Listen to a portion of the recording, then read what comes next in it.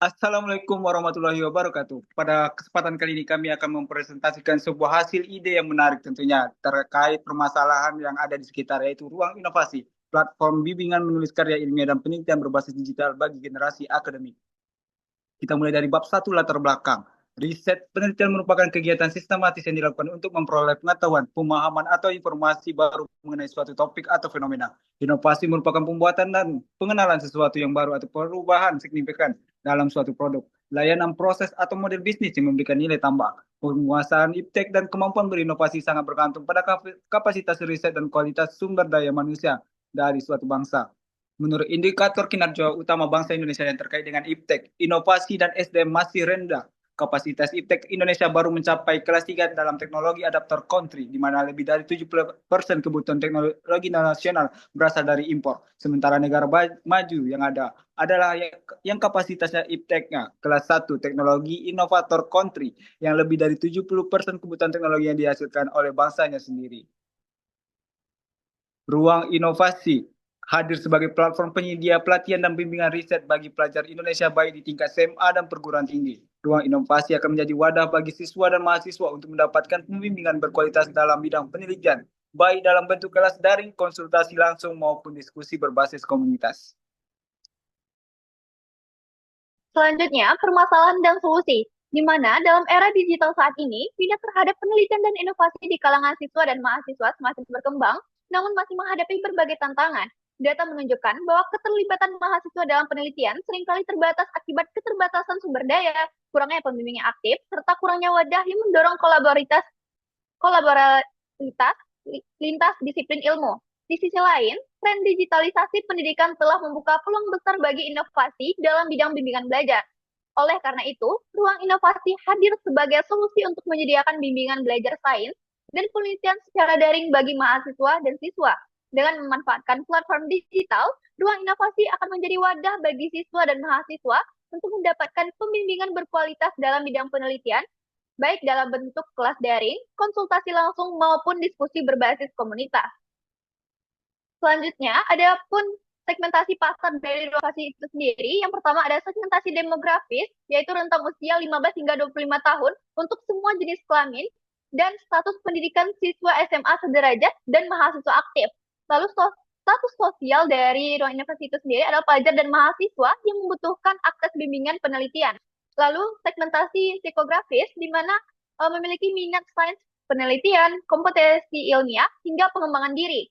Lalu gaya hidupnya yaitu pelajar aktif, akademik oriented, dan komunitas pendidikan. Lalu selanjutnya ada segmentasi geografis, mencakup seluruh Indonesia dengan berbasis daring, yang mana fokus awalnya wilayah dengan akses terbatas terhadap bimbingan penelitian berkualitas. Yang terakhir adalah segmentasi perilaku, di mana pengguna aktif internet dan platform edukasi digital, motivasi tinggi untuk mengikuti lomba PKM ataupun masuk ke perguruan tinggi favorit, lalu ada memiliki kebutuhan akan mentoring dalam penyusunan karya ilmiah dan proposal penelitian. Selanjutnya, target pasar dari ruang inovasi itu sendiri adalah mahasiswa tingkat awal hingga menengah yang ingin belajar menulis proposal, PKM, ataupun riset ilmiah. Lalu ada siswa SMA, SMK sederajat yang menyiapkan lomba penelitian seperti lomba karya tulis ilmiah, lomba esai, ataupun seleksi masuk universitas seperti SNBP. Lalu komunitas pelajar atau mahasiswa yang terlibat dalam organisasi riset, ilmiah, ataupun kampus merdeka.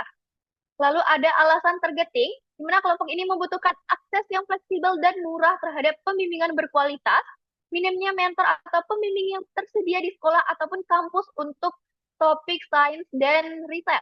Lalu ada masih sedikit platform lokal yang menggabungkan bimbingan riset dan komunitas diskusi. Lalu ada posisi pasar dari ruang inovasi, yaitu diposisikan sebagai platform digital terdepan untuk bimbingan riset dan sains bagi pelajar dan mahasiswa Indonesia, mudah diakses, kolaboratif, dan terhubung dengan mentor ahli. Lalu ada keunggulan pembeda dari ruang inovasi itu sendiri, yaitu fokus pada pendidikan ilmiah dan penelitian, menghadirkan mentor langsung dari kalangan akademisi dan praktisi, lalu ada berbasis komunitas, memungkinkan peserta berdiskusi dan saling menginspirasi. Lalu ada juga tersedia kelas interaktif, forum diskusi, hingga konsultasi pribadi. Terakhir adalah dukungan modul dan materi yang diadaptasi dari kompetisi ilmiah dan kebutuhan akademik aktual. Nah, ini itu adalah analisis kompetitor, yaitu keunggulan dari kompetitor sendiri itulah seperti Zenius, Ruangguru, dan Skill Academy yang memiliki keunggulan dari sisi teknologi, aplikasi mobile, brand awareness yang tinggi, tim produksi konten profesional, dan juga pendanaan dan skala besar. Selanjutnya itu kelemahan dari kompetitor sendiri, yaitu tidak fokus pada riset keilmiahan atau penelitian untuk mahasiswa. Pendekatan masih bersifat general atau bimbel biasa, dan kurangnya akses komunitas, riset aktif, dan mentoring interaktif. Selanjutnya itu adalah perbedaan dari ruang inovasi dan kompetitor. Kompetitor hanya secara umum, yaitu belajar sekolah dan pelatihan kerja. Sedangkan ruang inovasi, yaitu berupa riset, PKM, lomba ilmiah, dan bimbingan akademik. Dan untuk aspek segmentasi, kompetitor itu secara umum itu hanya untuk pelajar dan pekerja. Ruang inovasi itu untuk mahasiswa dan juga siswa. Aspek kelas dan komunitas, kompetitor hanya untuk kelas umum dan tutorial satu arah. Ruang inovasi yaitu kelas secara daring, mentoring pribadi, dan juga komunitas riset. Aspek model kolaborasi, kompetitor tidak semua melibatkan praktisi akademisi secara langsung, sedangkan ruang inovasi melibatkan mentor langsung dari kalangan akademisi dan praktisi. Untuk profil tim, itu yang pertama ada Gubernur Pasdian sebagai manajer utama, memiliki kemampuan dalam mengelola tim serta mampu mengkoordinir manajer dari semua aspek. Itu mengatur jalannya usaha dan dapat menjalankan fungsi manajemen yang lain serta mengembangkan bisnis. Selanjutnya itu adalah Kalisa Rizky Fazia sebagai manajer kegiatan dan program. Itu memiliki keahlian dalam mengatur segala sesuatu yang berkaitan dengan keperluan produksi dan memproduksi produk yang akan dipasarkan serta mampu dalam membuat evaluasi produk. Selanjutnya itu adalah Helmi Syarif sebagai manajer pemasaran dan promosi. Itu memiliki kemampuan dalam memasarkan produk, menyebarluaskan informasi produk dengan merencanakan dan menetapkan strategi pemasaran yang tepat untuk produk usaha. Itu berupa admin dari media promosi. Selanjutnya Rahma Ramadana Putri sebagai manajer administrasi dan finansial, yaitu memiliki keahlian manajemen administrasi bisnis dan keuangan dengan baik serta mampu dalam menyiapkan segala kebutuhan yang bersangkutan dengan keuangan serta pembuatan laporan keuangan. Selanjutnya itulah traction, yaitu kriteria penilaian kinerja tim pada tahap awal strategis bisnis. Yang pertama itu adalah validasi ide produk sebesar 30%. Selanjutnya itu uji coba prototipe itu berupa 25%, traction awal yaitu berupa 20%. Jumlah mentor yang menyatakan minat untuk bergabung itu respon dan audit tim sebesar 15%. Selanjutnya itu komunikasi dan penyampaian nilai sebesar 10%.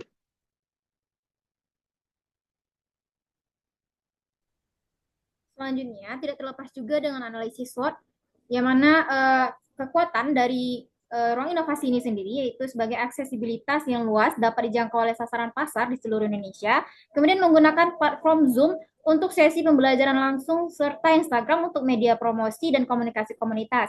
Kemudian ada relasi dengan mentor yang berasal dari komunitas atau organisasi penelitian yang memudahkan dalam pencarian mentor. Kemudian ada peluang dari ruang inovasi ini sendiri atau penitis, yaitu meningkatnya minat terhadap peluang dan pembelajaran online di era digitalisasi pendidikan, kemudian potensi kerjasama dan media partner dengan instansi atau lembaga penelitian. Kemudian ada permintaan dan kebutuhan keterampilan menulis ilmiah yang semakin banyak untuk memenuhi tugas pendidikan maupun untuk mengikuti kompetisi.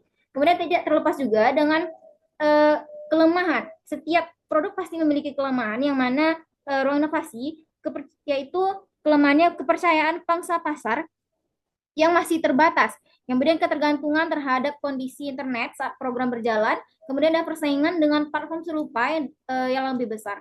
Kemudian untuk ancaman, yang mana persaingan yang ketat antara platform yang menawarkan program yang sama, kemudian perubahan algoritma media sosial yang mempengaruhi pemasaran dan promosi, kemudian kurangnya minat terhadap pemahaman dalam menulis ilmiah. Selanjutnya yaitu bab 3 rancangan kegiatan dan keuangan. Nah, pada bagian ini dengan rincian sebagai berikut, kami mengajukan RAB sebanyak 9.300.000 dengan laporan arus kas dengan rincian laporan arus kas sebagai berikut.